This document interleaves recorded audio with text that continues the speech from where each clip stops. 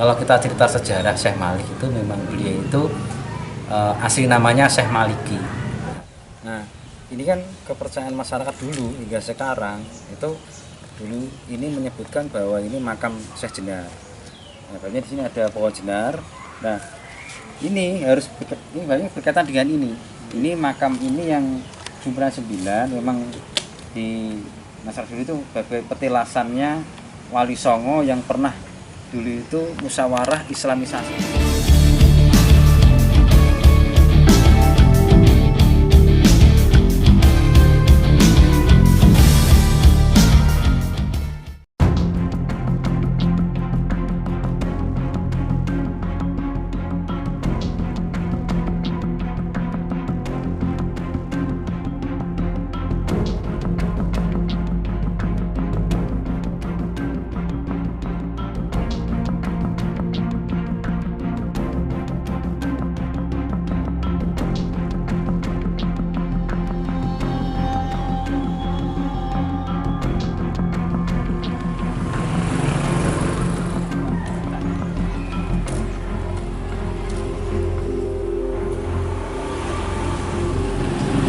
Assalamualaikum warahmatullahi wabarakatuh.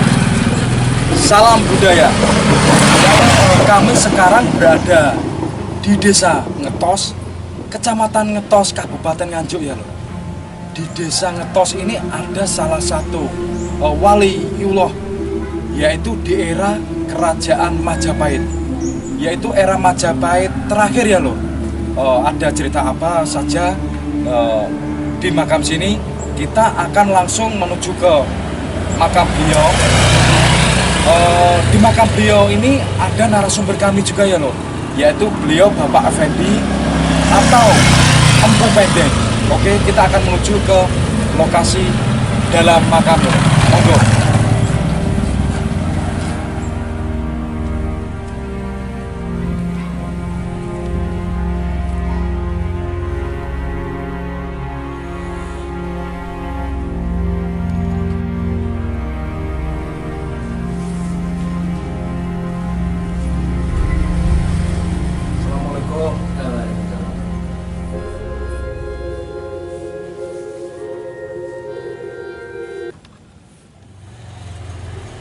Ya Lor, beliau ini adalah Bapak Effendi atau yang disebut Empu Pendeng. Beliau juga salah satu merawat di makam sini dan juga bisa disebutkan juru kuncian. Kita akan mencari informasi dari beliau. Ada cerita apa saja di makam sini? Ya, monggo Bapak Effendi atau Empu Pendeng. Berdoa di sini itu banyak sekali ya, mulai dari dulu sampai sekarang, dan makam-makam ini memang cukup tua, salah satunya makam Syekh Malik. Kalau kita cerita sejarah Syekh Malik itu memang beliau itu asli namanya Syekh Maliki. Nah, Syekh Maliki itu bukan orang asli Indonesia atau orang Jawa, tapi luar negeri. Dia datang di sini itu atas permintaan dari salah satu Sultan Muhammad di kerajaan Arab sana untuk islamisasi di wilayah tanah Jawa, di Nusantara pada masa itu. Nah, itu tapi Syekh Malik atau Sama Maliki ini beliau sebenarnya itu masih adik dari Syekh Jumadil Kubro. Yang makamnya Troloyo Mojokerto. Nah, di sana makamnya. Nah, beliau itu islamisasi di sini itu di wilayah Kerajaan Majapahit pada era Kerajaan Majapahit akhir bersamaan dengan Wali Songo. Tapi beliau awal-awal itu tidak mau masuk dalam kelompok Wali Songo. Akhirnya sudah ada Wali Songo yang tertua. Akhirnya Wali Songo yang tertua ini meninggal. Akhirnya ada yang pindah juga. Akhirnya Syekh Malik ini diminta untuk meneruskan Wali Songo yang pertama. Akhirnya beliau itu dikenal dengan Wali Songo angkatan kedua. Nah, di angkatan kedua lebih tua daripada Wali Songo yang kelahiran tanah Jawa pada masa itu. Nah, beliau ini juga seorang guru Wali Songo juga, seperti Sunan Kalijogo pun juga pernah, menurut sesepuh dulu itu menyebutkan bahwa Sunan Kalijogo itu pernah mencari ilmu itu di Syekh Malik sini pada masa itu. Nah, ini salah satu seorang tokoh ulama yang pernah islamisasi, penyebaran Islam tertua di Kabupaten Nganjuk pada masa itu. Sebabnya di sini tuh dulu era Majapahit, di sini kan ada perkampungan kuno era Majapahit. Nah, di sini ada peradaban kuno yang akhirnya izin di Kerajaan Majapahit untuk islamisasi di wilayah sini, di Desa Tajung atau Tajung di sini namanya. Nah, setelah islamisasi di sini, era Majapahit akhir runtuh, akhirnya beliau menetap di sini hingga menyebarkan Islam di wilayah sini hingga wilayah Kabupaten Nganjuk pada umumnya, hingga beliau meninggal di sini. Seperti itu garis besarnya seperti itu. Terus masih diadakan mungkin budaya Jawa itu masih lekat di sini enggak? Maksudnya ada nyadran ataupun sedekah bumi? Oke, kalau nyadran itu masih. Nyadran itu kita ambil bulan 10 Suro. Bulan 10 Suro, banyak 10 Suro itu banyak peristiwa-peristiwa besar Islam pada masa lalu kan. Akhirnya itu untuk diambil buat rujukan sebagai tanggal 10 Suro itu untuk acara nyadran. Banyak nyadran itu kan pengertian kirim doa pada leluhur. Tidak hanya leluhur Syekh Malik aja, tapi leluhur semua masyarakat di Ngetos. Soalnya di sini kan kanan kiri kan makam-makam keluarga leluhurnya masyarakat sekali. Makam niki kok panjangnya hampir 5 meter niku wonten cerita napa kok teng Bojonegoro mboten wonten makam sepanjang ini. Mbok menawi jenengan saged nyeritake monggo jenengan critakake. Kalau makam ini panjang sebenarnya itu kan kita ambil dari filosofi sebenarnya, filosofi orang Jawa. Orang Jawa itu untuk menghargai sesepuh, menghargai seorang tokoh, menghargai seorang tua yang pernah berjuang, yang pernah memberikan kepandaian, kepinteran, memberikan kepada anak cucunya. Itu anak cucunya itu orang Jawa itu benar-benar menghargai tauladan. Jadi tauladan beliau itu dihargai oleh orang-orang setelahnya seperti sekarang ini. Ketika beliau meninggal, itu beliau kan seorang ulama besar.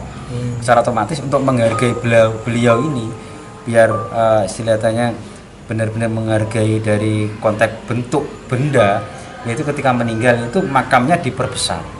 Tujuannya itu apa? Memberikan penghormatan kepada seorang tokoh ulama besar yang pernah memperjuangkan masyarakat di sini dalam arti tentang keagamaan. Nah, filosofinya itu menghargai beliau seorang tokoh ulama besar, tokoh yang pernah memimpin di sini. Nah, dan sekaligus dia itu juga memperlihatkan bahwa masyarakat dulu itu untuk melihatkan bahwa makom beliau itu seorang makom ulama besar. Itulah penghargaan dari masyarakat. Bukannya orangnya tinggi besar 5 meter, bukan. Nah, itulah yang dimaksud makom-makom yang masyarakat itu memberikan makom atau memang beliau itu makomnya tinggi. Akhirnya diperlihatkan, dibuatkan sesuai dengan makomnya beliau. Beliau itu seorang tokoh ulama besar ya, disesuaikan dengan tingginya makom beliau. Itu salah satu. Itu penghargaan tertinggi dari masyarakat kepada seorang tokoh ulama besar Syekh Malik ini yang pernah berjuang islamisasi di sini. Itu cerita sebenarnya. Nah, di sini juga ada tidak hanya makam ini, di sini juga ada petilasan yang dulu itu Ngetos ini dulu atau Desa Tajung itu pernah dijadikan tempat pusatnya musyawarahnya para wali songo. Nah, nanti kita antar, di situ ada makom petilasan wali songo dan petilasan Syekh Jenar. Mungkin saya antar ke sana nanti biar dekat sini. Seperti biasa ya Lur, kita akan masuk ke dalam dan mendoakan beliau supaya amal ibadah beliau, jasa-jasa beliau diterima oleh Allah Subhanahu wa taala. Monggo.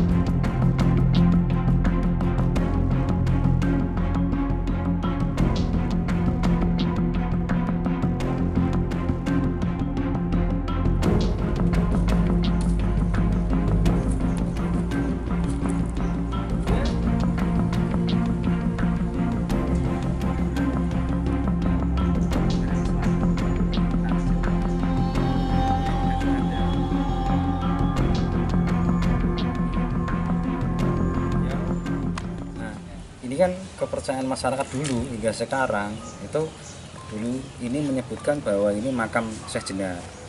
Nah, banyak di sini ada pohon jenar. Nah, ini harus ini banyak berkaitan dengan ini. Ini makam ini yang jumlahnya 9 memang di masyarakat dulu itu sebagai petilasannya Wali Songo yang pernah dulu itu musyawarah islamisasi di sini. Ini jumlahnya sudah 1, 2, 3, 4, 5, 6, 7, 8, 9. Itu ada 9 makom ya, makom petilasan Wali Songo. Dan nisannya menggunakan batu andesit.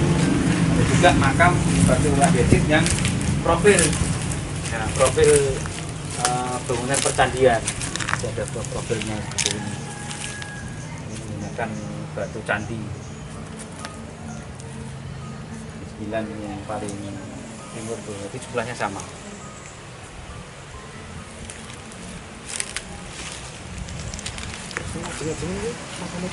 Di uang bunga juga. Nah ini tuh ngomongnya daerahnya Mataram Selatan akhir khas dari khas Jawa Timur.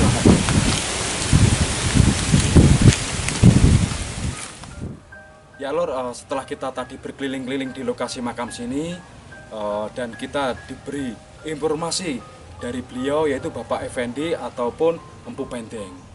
Mungkin cukup itu ya Lur informasi dari kami. Mungkin jika ada ucap kata kami ataupun tingkah laku kami di sini yang kurang berkenan bagi Desa Ngetos, kami sang pejalan sunyi dan tim ataupun narasumber kami memohon maaf, 1000 maaf. Kami akhiri, wabillahi taufik wal hidayah. Wassalamualaikum warahmatullahi wabarakatuh. Salam budaya.